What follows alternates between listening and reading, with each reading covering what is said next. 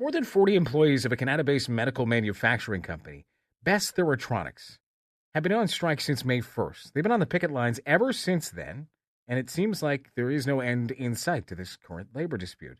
It manufactures machinery used to treat cancer and other conditions. Think radiation treatment, sophisticated machinery that requires upkeep. This week, the Canadian Nuclear Safety Commission sent its inspectors on site to monitor regulatory compliance at the company to help ensure the safety of people and the environment. If you live in Kanata North, you may notice signs that read something to the effect of unmanned nuclear facility.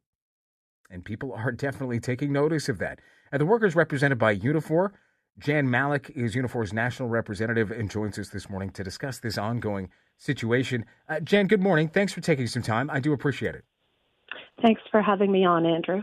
Can you try to explain, let's just start with, why do workers feel the need to strike as of last May the 1st?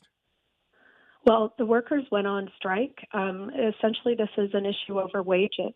The company was not willing to provide any increase to these workers in wages. And historically, the person who's owned this company for 16 years has provided very minimal increases. After the last round where workers took very small increases during COVID, they worked all through COVID. This time when the company came to the table and tabled an offer of a wage freeze, so essentially no offer, they took a strike vote and decided to go out on the picket line.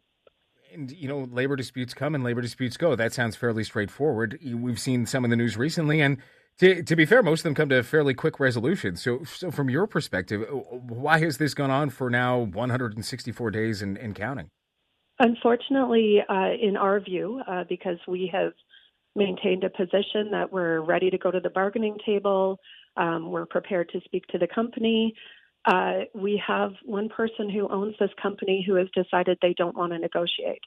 So the message that we have gotten from the company is that they will not return to the bargaining table. And it's not even coming directly from the owner. It's coming from the owner's lawyer who says they have no mandate to negotiate. There is nothing that they can do in terms of negotiations. And that's against our labor laws. So we filed an unfair labor practice against the company, and we're dealing with that at the Canada Industrial Relations Board. But that's a very slow process. And in the meantime, these workers are left literally out in the cold.